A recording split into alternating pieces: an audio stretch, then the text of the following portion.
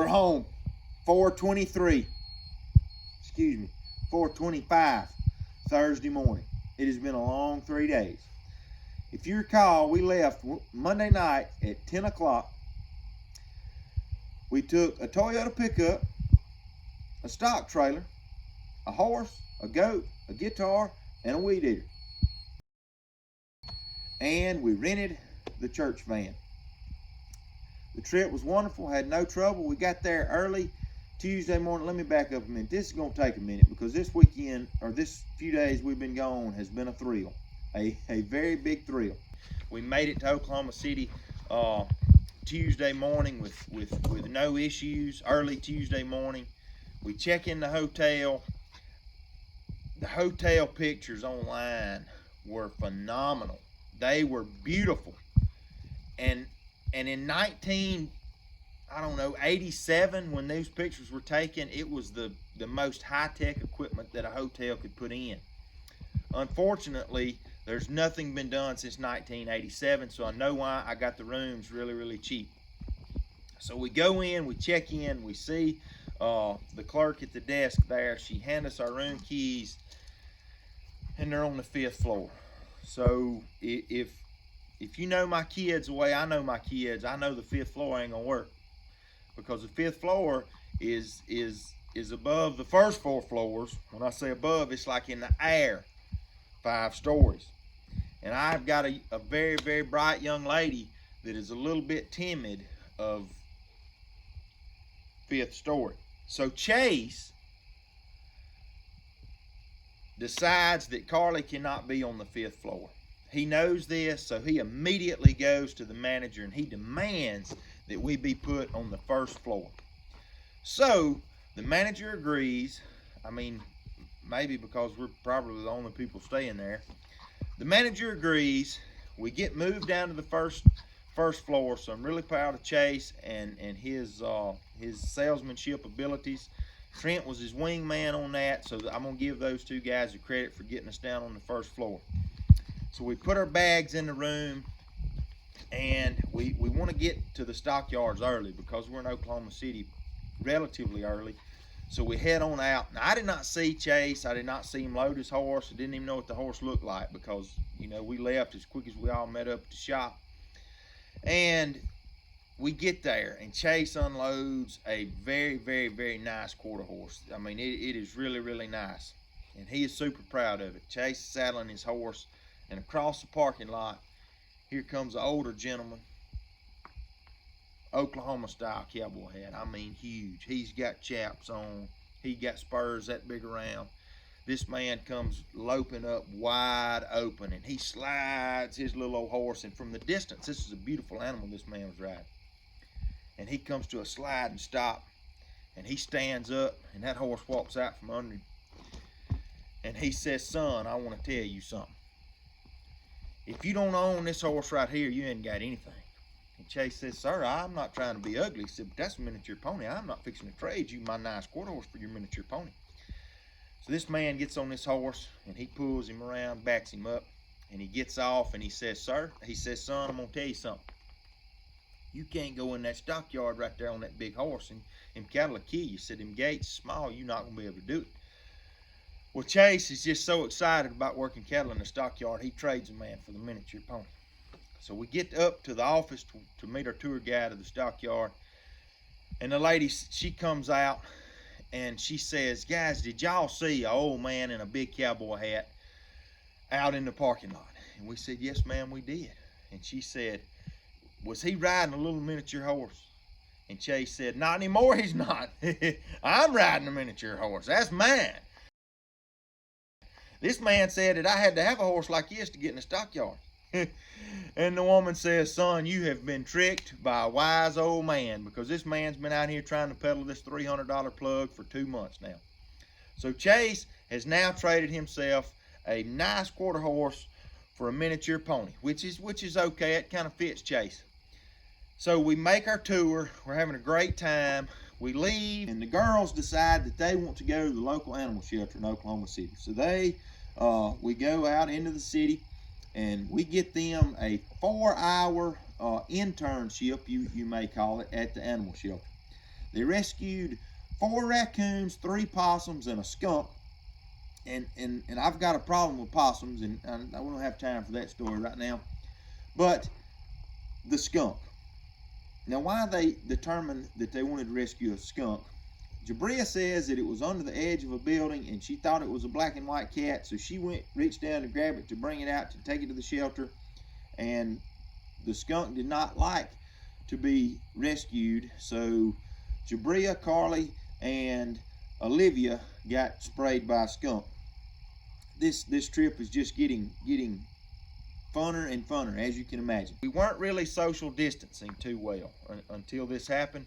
So now social distancing is no problem, because if you stand closer than 6 foot to Olivia, Jabria, and Carly, you just can't do that. So we go to the hotel. Everybody gets cleaned up to get ready to go out to supper Tuesday night.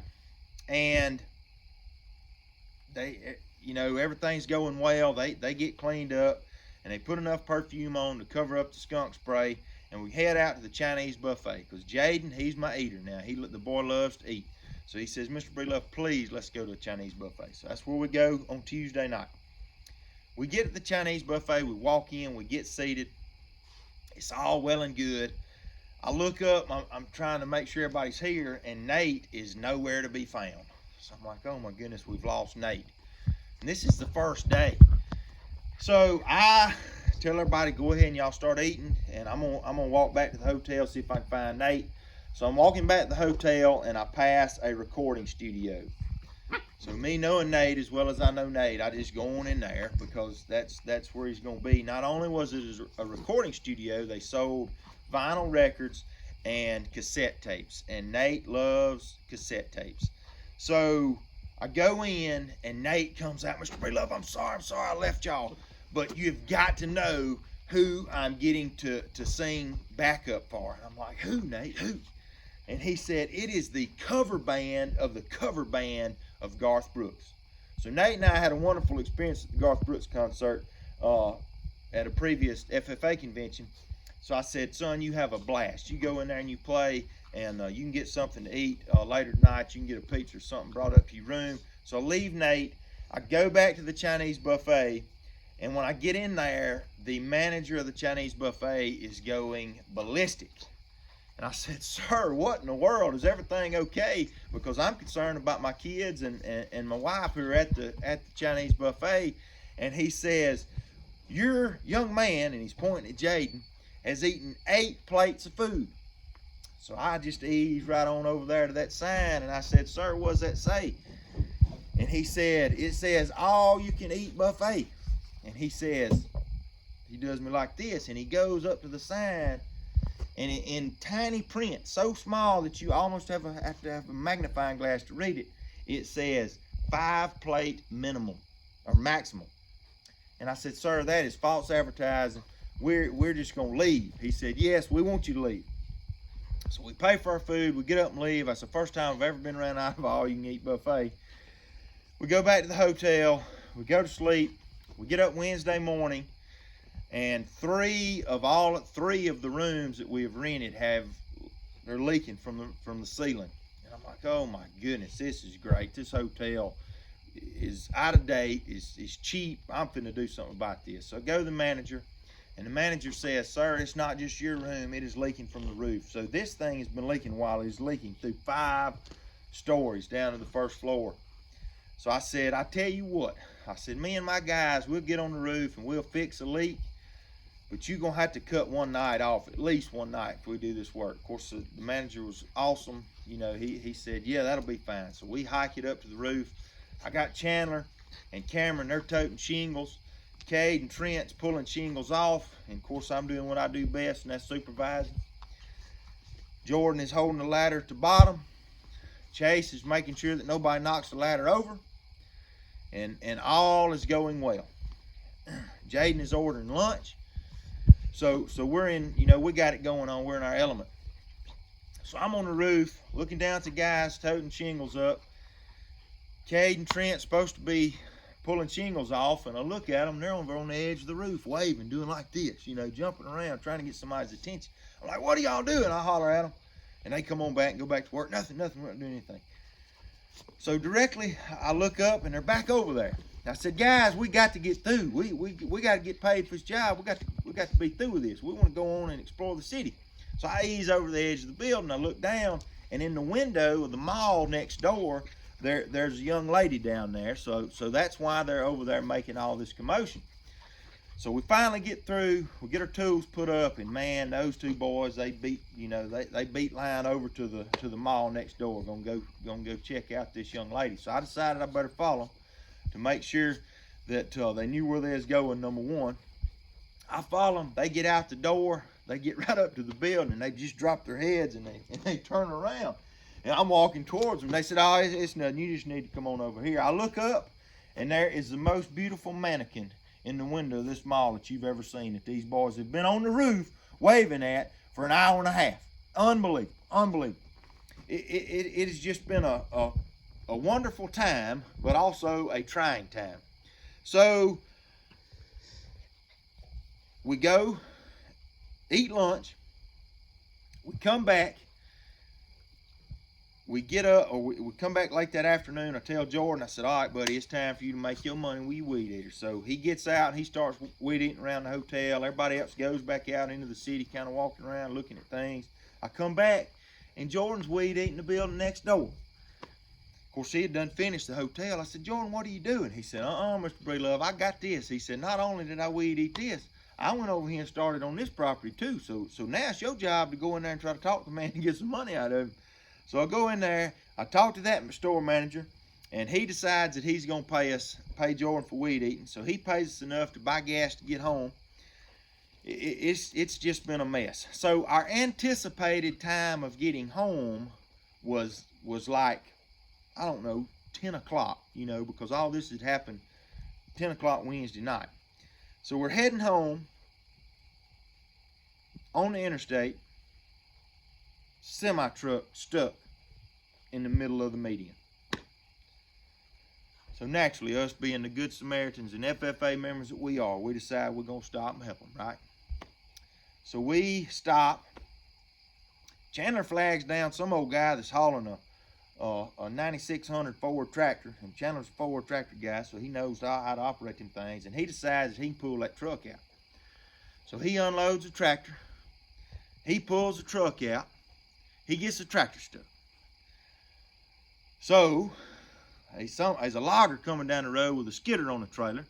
He unloads the skidder, pull the tractor out, pull the truck out, and we get back on the road again. All has went well up until that moment.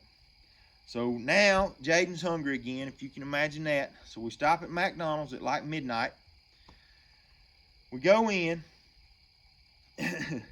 And the power's off at McDonald's. So number one, you got to wear your mask if you're in McDonald's, which is all well and good.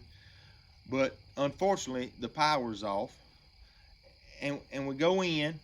So we had to fix the electrical service coming into McDonald's to get them up and going. So we made a little money there. So it's been a pretty productive trip, and we get our food ordered. We all sit down with our mask on, and we go to eat.